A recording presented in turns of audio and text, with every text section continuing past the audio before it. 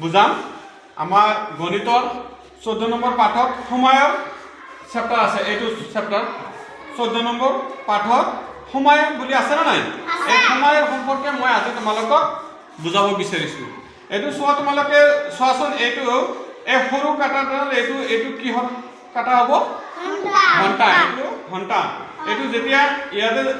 অলপমান ইফালে যাব কেইটা বাজিব এটা 20 মিনিট হ'ব এতে লিখা আছে না 20 সৰুকে লিখা আছে না চাৰি ঘৰৰ ইফালে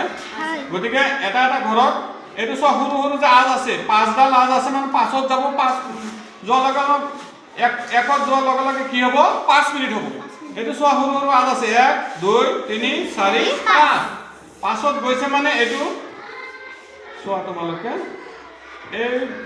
কাটাডাল পাঁচত যোৱা লগে কি হ'ব 10টা 5 কিমান হ'ব 10টা এটা কিমান বাজিছে 10টা 5 10টা 5 হৈছে এটা 10টা 5 হৈছে যদি এটো আকৌ এটো হ'ল মিনিটৰ কাটা এটো কিহৰ কাটা মিনিটৰ কাটাটা ইয়াৰ ওপৰত যদি টিক টিক মাৰি থাকে হেতু কি সেকেন্ডৰ কাটা বুজি পালা নে কাটা তিনিটাৰ কাম কি সৰুডাল কিহৰ কাটা ঘণ্টা আৰু এই ডাঙৰটো মোটাডাল এটো মিনিটৰ আৰু ওপৰত যদি টিক টিক মাৰি থাকে এটো সেকেন্ডৰ মানে এটো চোৱা তোমালোকে মই এতিয়া যদি তোমালোকক তুমি এটা দেখাই দিয়াছোন এতিয়া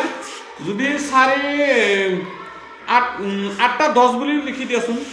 থৈ দিয়া কাটাডাল 8টা 10ত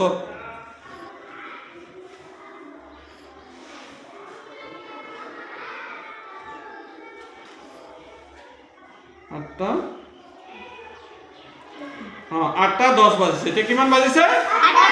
10 বাজিছে বুজি পাইছা তোমালোকে এতিয়া ঠিক আছে মই পাঠ নম্বৰ 14 সময়ৰ সম্পৰ্কে আজি মই ইমানতে সামৰিছো কালি আকৌ তোমালোকক এই বিষয়ে মই আকৌ সুধিম হ'ব অলপ ভালদৰে কৰি আহিবা ভাল লাগিছে না আজি মই কিন্তু আগতে বুজি পোৱা নাছিল আজি পৰা বুজি পাইছে নিশ্চয় ঠিক আছে থ্যাংক ইউ